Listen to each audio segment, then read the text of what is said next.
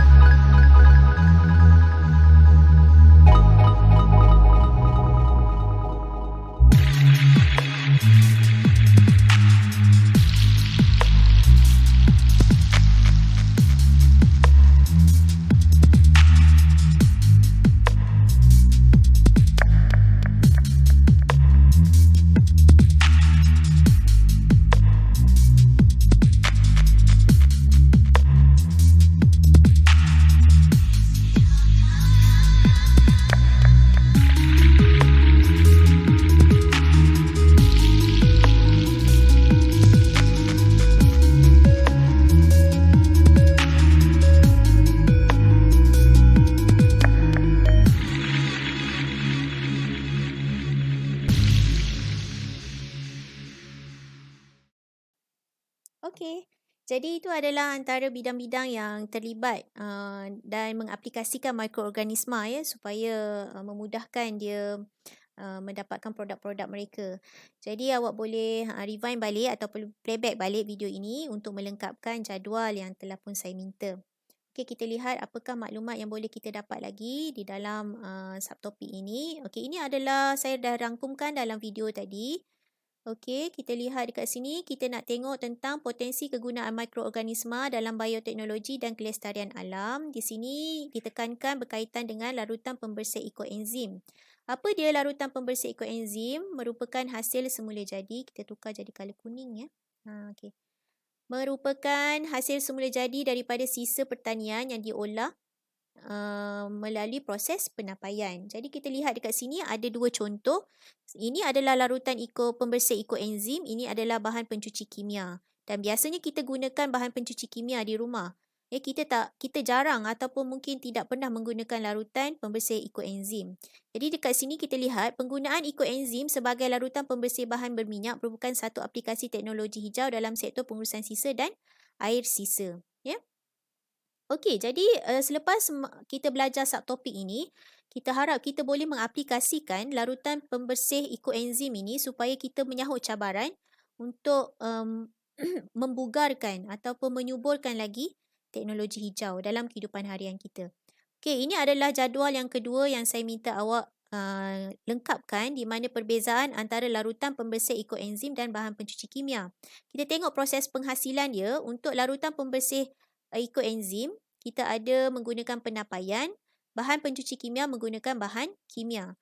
Dan tindakan terhadap lemak dan gris kat sini, enzim dalam ekoenzim menguraikan lemak dan gris kepada molekul yang lebih kecil.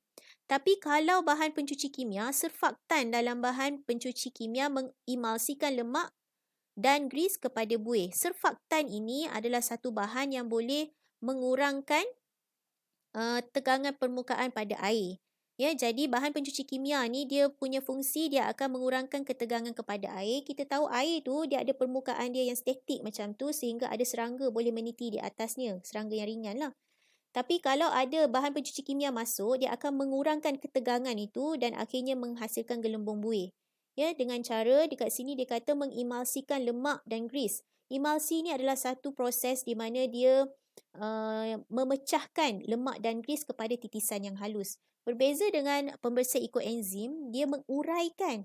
Ya, dia menguraikan, dia tak pecah, sebaliknya dia uraikan kepada bahan-bahan yang lebih ringkas. Ya. Okey, jadi untuk aspek seterusnya mudah digunakan. Kalau larutan pembersih ekoenzim, dia tidak perlu disental. Kalau kita tengok sini tak perlu disental kerana dia telah menguraikan tadi. Tapi kalaulah bahan pencuci kimia, dia perlu disental dengan kuat.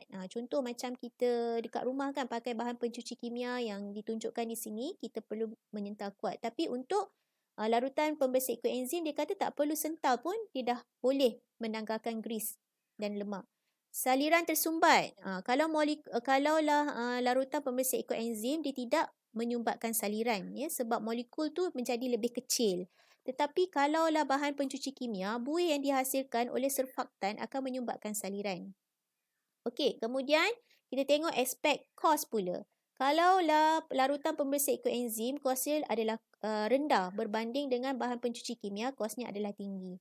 Penghasilan sisa, dah tentulah kita gunakan daripada sisa makanan.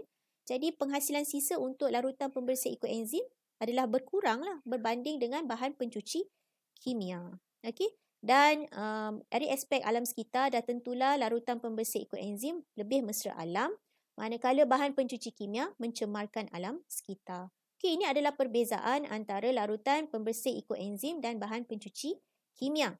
Jadi saya nak awak lengkapkan jadual yang kedua. Okey? Baik.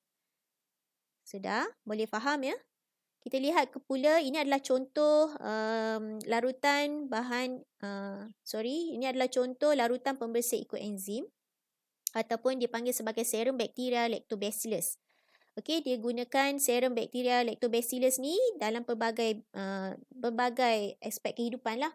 Antaranya menyingkirkan bau busuk, membantu pencernaan haiwan ternakan, membuat kompos, memajukan industri perikanan, menghasilkan enzim dan merawat sisa kumbahan. Jadi ini adalah fungsi-fungsi serum bakteria lactobacillus, dan dia juga digunakan ataupun dibuat dengan cara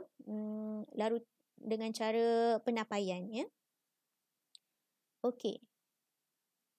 Ini adalah berkaitan dengan larutan pembersih koenzim. Okey, ada apa-apa soalan? Boleh dinyatakan dalam Telegram nanti. So, ini adalah kerja rumah awak, Practice Formative 1.2, nombor 1 hingga nombor 4. Boleh pause dulu video ni dan salinlah soalan-soalan ini ke dalam buku tulis dan jawab dalam buku tulis dengan baik, ya, dengan kemas. Dan hantar kepada saya jawapan-jawapan anda supaya saya boleh semak dan saya boleh betulkan mana yang salah dan teguhkan mana yang betul, ya. Okey, kita lihat apa lagi yang telah saya sediakan di sini. Alright. Okey, kerja rumah tadi muka surat 32, Practice Formative 1.2, nombor 1 hingga 4. Kemudian macam saya sebut tadi, kita akan buat PBD. PBD dengan kaedah PBL, Project Based Learning, yang boleh dibuat di rumah, menghasilkan larutan pembersih koenzim. Okey, di mana ini adalah cadangan bahan-bahannya, sisa buah-buahan, gula merah, yeast dan air. Okey, awak boleh buat dulu pembacaan awal dan mungkin boleh membuat rujukan, cari dekat internet macam mana nak buat larutan pembersih koenzim ni, dan pada akhirnya nanti bila dah semua kelas dah belajar topik ni, saya akan buat satu taklimat ringkas bagaimana awak boleh menghasilkan PBL ini, PBD dan PBL ini di rumah dengan tepat dan boleh dapat TP6, ya. Okey, itu saja kelas kita pada hari ini. Sebagai rumusannya, saya harap semua pelajar telah pun melengkapkan jadual-jadual yang telah pun saya minta awak sediakan pada awal kelas tadi. Okey, jangan lupa melengkapkan objektif pembelajaran, menambah maksud istilah koenzim, melengkapkan aplikasi mikroorganisma berfaedah dalam kehidupan harian, dan juga menuliskan jadual perbezaan antara larutan pembersih koenzim dengan bahan pencuci kimia, dan juga kerja rumah saya minta awak selesaikan. Okey? Baik. Kita lihat apa lagi yang saya sediakan. Okey, baiklah. Saya fikir itu saja untuk kelas kita pada hari ini. Saya harap awak dapat maklumat sesuatu yang baru, dapat maklumat sesuatu yang baru. Maklumat bila kita sampaikan kepada orang barulah menjadi ilmu, ya. Jadi saya harap awak dapat belajar sesuatu yang baru. Jadi nanti awak boleh buat dulu pembacaan awal berkaitan dengan bagaimana nak buat larutan koenzim, dan macam saya sebut tadi, saya akan beri maklumat dari masa ke semasa dalam grup Telegram. Saya fikir itu saja kelas kita pada hari ini. Wabillahi taufiq wal hidayah. Assalamualaikum warahmatullahi wabarakatuh. Terima kasih. Bye.